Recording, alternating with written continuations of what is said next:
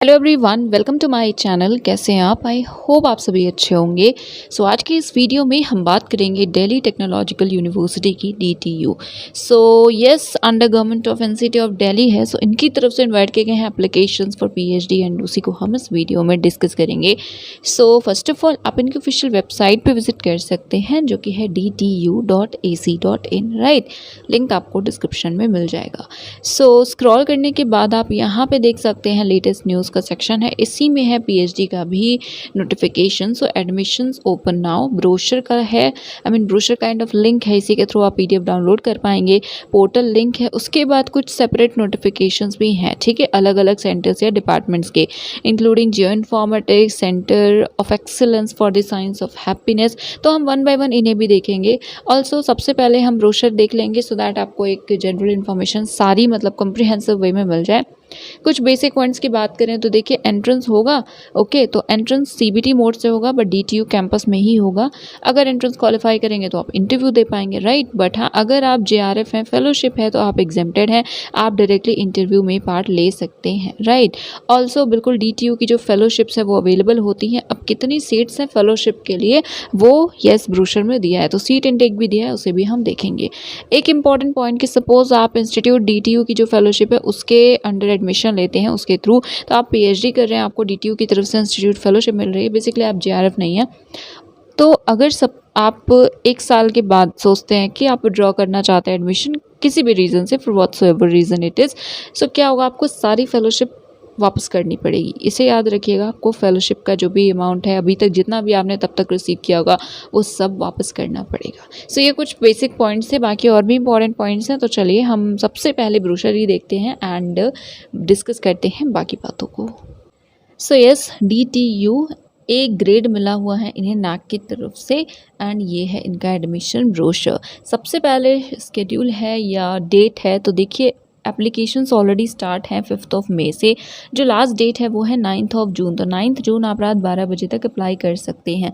फिर लिस्ट आएगी short listed candidates की 16 जून को या 8 बजे तक, 16 जून 16 जून। स्क्रीनिंग टेस्ट है 21-22 जून को, right. DTU campus CBT mode है बट DTU जाना होगा। फिर रिजल्ट आएगा, फिर इंटरव्यू की डेट है 3rd and 4th जुलाई, फिर अगेन रिजल्ट आएगा, फिर बाकी जो प्रोसेस है वो होगा, ओके। नेक्स्ट यहाँ पे बाकी इन्फॉर्मेशन है, तो सबसे पहले ओवरव्यू वगैरह है तो हम इसे स्किप करेंगे, ओके। आप यहाँ पे, बट आप अगर अप्लाई कर रहे हो तो एक बार देख लीजिएगा क्या क्या फैसिलिटीज़ हैं, ये सारी चीज़ें। यहाँ से PhD की स्पेसिफिक इन्फॉर्मेशन है।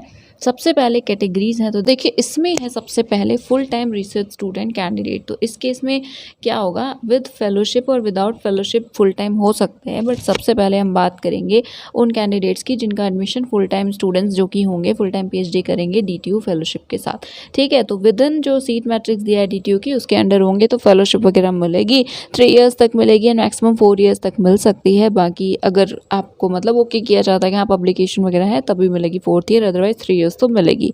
फर्दर मोर यहाँ पे देखिए लिखा है, अगर आप फुल टाइम रिसर्च स्कॉलर हैं, DTU फेलोशिप को ले रहे हैं, बाद में PhD प्रोग्राम से विड्रॉ ले लेते हैं किसी भी रीज़न से, तो आपको प्रॉपर पूरा रिफंड करना होगा, पूरा अमाउंट जो अभी तक आपको मिला है। फिर येस, फुल टाइम आप PhD कर सकते हैं बिना फेलोशिप के भी, तो उस केस में कुछ नंबर्स होते हैं सीट्स के, स्लॉट्स के। नेक्स्ट कैटेगरी है फुल टाइम में ही स्पॉन्सर्ड, तो आप JRF हैं या कोई और ऑर्गेनाइजेशन आपको स्पॉन्सर करेगा, तो ये 3rd हो गई फुल टाइम में कैटेगरी। 4th है फुल टाइम या पार्ट टाइम स्पॉन्सर्ड कैंडिडेट्स, उन ऑर्गेनाइजेशन से जो नॉमिनेट होंगे जिनका MOU है यूनिवर्सिटी के साथ या फॉरेन स्टूडेंट्स वगैरह etcetera. Next part time PhD भी अवेलेबल है, उसकी भी अलग अलग कैटेगरी है, जैसे आप उस ऑर्गेनाइजेशन से जिनका MOU है DTU के साथ, या फिर आप एम्प्लॉयड हैं किसी एजुकेशनल इंस्टीट्यूशन में, ऑर्गेनाइजेशन में, PSUs एक्सेट्रा में। एंड नेक्स्ट है कि वो कैंडिडेट जिनके पास वैलिड JRF है वो भी चाहें तो part time PhD without fellowship में एनरोलमेंट करवा सकते हैं।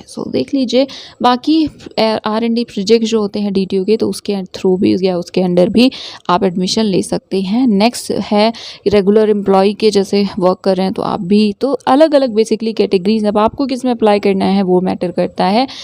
येस 4.5 नेक्स्ट कैटेगरी है वर्किंग प्रोफेशनल्स की।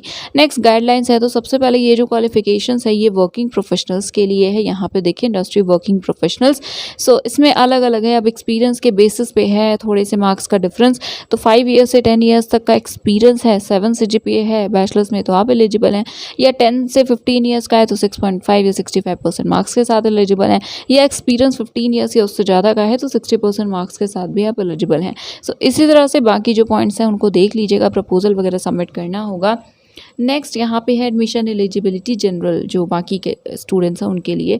सो डिपार्टमेंट्स भी यहाँ पे लिखे हुए हैं, तो देखिए डिपार्टमेंट स्पेसिफिक क्राइटेरिया लिखा हुआ है। तो मोस्टली आप देखेंगे तो वही है कि 55% मार्क्स के साथ मास्टर्स होना चाहिए। अब जैसे केमिस्ट्री में अप्लाई कर रहे हैं तो ये आपको देखना है कि इनमें से किस पर्टिकुलर डिसिप्लिन में आपकी डिग्री है, ठीक है। तो आपको पता ही होगा, तो बाकी मार्क्स तो सेम है, बट स्टिल आई सजेस्ट कि भले ही आप देख रहे हैं ज़्यादातर सेम है, स्टिल अपना जो डिसिप्लिन है उसके सामने जो भी स्पेसिफिक क्राइटेरिया उसको एक बार पढ़ ज़रूर लीजिएगा। सो डिपार्टमेंट्स की बात करें तो केमिस्ट्री है, केमिकल इंजीनियरिंग है, देन फिजिक्स है, इंजीनियरिंग फिजिक्स है, मैथ्स है, मैथमेटिक्स एंड कंप्यूटिंग है, बायोटेक्नोलॉजी है, then civil engineering, computer science and engineering, management, electrical engineering, COE, EVRT, then electronics and communication, environmental engineering, then English, economics, information technology, mechanical engineering, software engineering, computer science, management, economics, then innovation, entrepreneurship and venture development, then design. Okay, ये overall disciplines हैं। Next इस ये जो specific criteria है इसके साथ साथ और भी क्या कंडीशंस फुलफिल करते हो, तो जैसे रिलैक्सेशन वगैरह मिला है 5% का SC ST कैंडिडेट्स को। इसके अलावा पार्ट टाइम एप्लीकेंट्स के लिए है कि क्या क्या कंडीशंस है, तो इसको देख लीजिएगा एक बार अगर आप पार्ट टाइम PhD में अप्लाई करना चाह रहे हैं। एंड प्रोजेक्ट फेलो के लिए थर्ड वाली पॉइंट है। फाइन, यहाँ पे लिखा है सिलेक्शन प्रोसीजर, एंड इसमें लिखा है कि जो मोड है वो CBT होगा, एंड होगा कहाँ, DTU कैंपस में। एंट्रेंस जो है वो 90 मिनट्स का होगा, टोटल 60 MCQs होंगे। एंड यस, प्रोसेस में पहले स्क्रीनिंग होगी, उसे क्वालिफाई करेंगे तो इंटरव्यू में पार्ट ले पाएंगे आप। आफ्टर दैट यहाँ पे है स्क्रीनिंग टेस्ट, किन के लिए वेव है, कौन से कैंडिडेट्स एग्जेम्प्टेड हैं। सो आप देख सकते हैं इनमें से किसी भी एजेंसी का JRF है तो आप एलिजिबल हैं, आप एग्जेम्प्टेड हैं, आप स्क्रीनिंग टेस्ट से वेव्ड हैं। ओके, ऑल्सो बाकी भी हैं जैसे ऑल फॉरेन नेशनल स्टूडेंट्स जो भी हैं वो भी यहाँ पे एग्जेम्प्टेड हैं, उनके वो भी बेसिकली बिना आप एंट्रेंस दिए डायरेक्टली इंटरव्यू में पार्ट ले पाएंगे। ओके, देन बाकी VC भी चाहें तो कुछ कैंडिडेट्स को, एप्लीकेंट्स को, जो स्टाफ वगैरह है उन्हें एग्जेम्पशन दे सकते हैं, ठीक है। And yes, part time PhD में भी वही है कि JRF हैं तो एग्जेम्प्टेड हैं, आप एंट्रेंस नहीं देंगे, मतलब नहीं दे सकते, आई मीन एग्जेम्प्टेड हैं, आप डायरेक्टली इंटरव्यू देंगे। I am really sorry. So reservation से रिलेटेड यहाँ पे प्रॉपर इन्फॉर्मेशन है। इसके बाद application process, so 9th of June is the last date, online apply करना है, हार्ड कॉपी नहीं भेजना है। बट हाँ, यहाँ पे देखिए लिखा है इंटरव्यू के टाइम आपको ये सारी चीज़ें ले जानी होंगी, तो प्रिंट आउट वगैरह रख लीजिएगा, एटलीस्ट सेव करके रखिएगा, एंड बाकी आप पढ़ सकते हैं। फाइन, सो यस, ये कुछ बेसिक बातें। देन एप्लीकेशन फ़ी 1500 है, जो कि सबके लिए सेम है, रिफंड तो होगी नहीं। एक से ज़्यादा डिपार्टमेंट में करना हो तो अप्लाई कर सकते हैं, बट पेमेंट जो है वो सेपरेटली करना होगा। नेक्स्ट यहाँ पे है इन्फॉर्मेशन, तो देखिए कौन कौन से डिपार्टमेंट्स हैं एंड उनके बारे में थोड़ा सा ओवरव्यू, और कौन कौन से एरियाज़ अवेलेबल है वो सारी इन्फॉर्मेशन है। तो अब ऑफकोर्स आपको पता ही है, यू नो द ड्रिल, कि आपको देखना है कि आपका डिपार्टमेंट कौन सा है, उसमें क्या क्या एरियाज़ वगैरह अवेलेबल हैं, किन किन एरियाज़ में यहाँ पर रिसर्च होती है। तो हम इस पोर्शन को, इस सेक्शन को स्किप करेंगे, एंड अब हम नेक्स्ट बात करेंगे फ़ी की। सो इसमें आप देख सकते हैं कि टोटल कितनी फ़ी है। सो एडमिशन के टाइम पे A एंड B लिखा हुआ है, तो ग्रैंड टोटल कितना होगा आप वो देख सकते हैं, एंड सेकेंड ईयर के बाद से कितना होगा आप वो देख सकते हैं, ठीक है। देन विड्रॉल रिफंड पॉलिसी है, एंड इसके बाद ओरिजिनल डॉक्यूमेंट्स सबमिट जो करने हैं। सो सभी कैंडिडेट्स के पास सारे डॉक्यूमेंट्स होने चाहिए 31 अगस्त तक, राइट। मतलब कुछ अगर मिसिंग होगा तो उस दिन तक का टाइम मिलेगा। प्रिंटेड कॉपी एप्लीकेशन की आपको लेकर जानी होगी इंटरव्यू एडमिशन के टाइम, तो उसे रखे रहिएगा सेव करके एटलीस्ट। एंड बाकी ये सारे डॉक्यूमेंट्स हैं। ओके, तो इंपॉर्टेंट इंस्ट्रक्शंस है, हार्ड कॉपी अभी फ़िलहाल सेंड नहीं करनी है। एंड यस, तो अभी बात करते हैं नेक्स्ट श्योर 1 की, वेकेंट सीट्स की। तो ये यूनिवर्सिटी स्कॉलरशिप फेलोशिप कैटेगरी के लिए कितनी सीट्स हैं वो है, ठीक है।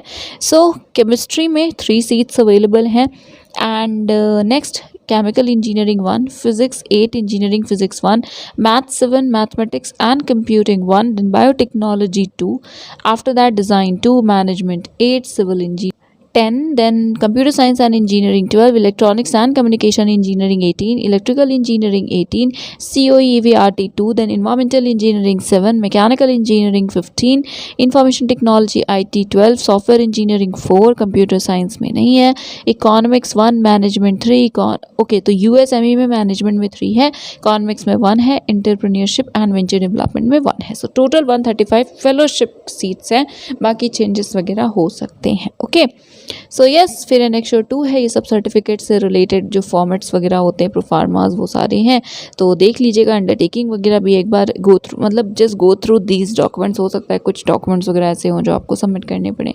सो यस, इसके बाद यहाँ पे आप देख सकते हैं स्क्रीनिंग टेस्ट का सिलेबस, ये भी अगेन डिपार्टमेंट या डिसिप्लिन वाइज है, तो अच्छे से देख लीजिए एंड इसी के अकॉर्डिंगली आप प्रिपरेशन कर सकते हैं for the screening test. Okay guys, so ये इन्फॉर्मेशन थी, ये मेनली ब्रोशर था, तो जो भी इन्फॉर्मेशन थी हमने डिस्कस कर ली है। ये ईमेल आईडी है, कोई भी इशू है तो आप phd.coordinator@dtu.ac.in इन्हें मेल कर सकते हैं।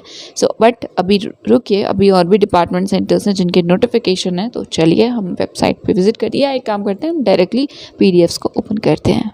सो यस, फर्स्ट नोटिफिकेशन जो है वो है centre of excellence for the science of happiness. Okay, ये अभी आपने देखा था ना कि geo informatics and science of happiness का जो सेंटर ऑफ एक्सीलेंस है उनकी तरफ से आया, तो ये वाला है centre of excellence for the science of happiness के लिए। It is supported by Reiki foundation. Okay, तो कैटेगरीज यहाँ भी वही है, फुल टाइम रिसर्च कैंडिडेट जिन्हें फेलोशिप किसी और एजेंसी से मिलेगी वो है, विदाउट फेलोशिप। नेक्स्ट है स्पॉन्सर्ड, तो बेसिकली यूनिवर्सिटी की तरफ से fellowship I don't think available है, इनमें से एक भी कैटेगरी वाली नहीं है। टोटल सीट्स तो सिर्फ 2 हैं। सेंटर के बारे में पढ़ सकते हैं, क्राइटेरिया सेम है, मास्टर्स डिग्री है आपके पास 55% मार्क्स के साथ तो आप एलिजिबल हैं, या डायरेक्टली बैचलर्स के बाद अप्लाई करें तो 75% मार्क्स है तो आप एलिजिबल हैं। ये रहा सिलेबस स्क्रीनिंग टेस्ट का, रिसर्च एरियाज ये सारे हैं। एप्लीकेशन फीस सेम 1500 है एंड यस, अगर अभी रिजल्ट नहीं आया है, आने वाला है, तो आप भी एलिजिबल हैं अप्लाई करने के लिए। But no no no, actually यहाँ लिखा है कि डिक्लेयर आपका रिजल्ट भले ही अभी ना हुआ, बट लास्ट डेट से पहले अगर हो जाए, ऑन या बिफोर लास्ट डेट, तभी आप एलिजिबल हैं। तो अगर अभी आपको पता ही नहीं है कि कब आएगा, 9 जून के बाद अगर आने के चांसेस हैं, तो आई सजेस्ट कि इस पर्टिकुलर डिपार्टमेंट के लिए तो एटलीस्ट अप्लाई मत करिए। एंड आई थिंक सेम ही बाकी के लिए भी फॉलो होगा, तो आप इसको एक बार देख लीजिएगा, कंफर्म कर लीजिएगा। एंड बाकी ये रजिस्ट्रेशन के लिए लिंक है, तो इस पर्टिकुलर लिंक के थ्रू अप्लाई करेंगे इस आप सेंटर के लिए। एंड एप्लीकेशंस 8 से स्टार्ट हुए थे, 9 जून लास्ट डेट है। स्क्रीनिंग टेस्ट की डेट 21 एंड 22 है। हेल्प डेस्क आप देख सकते हैं।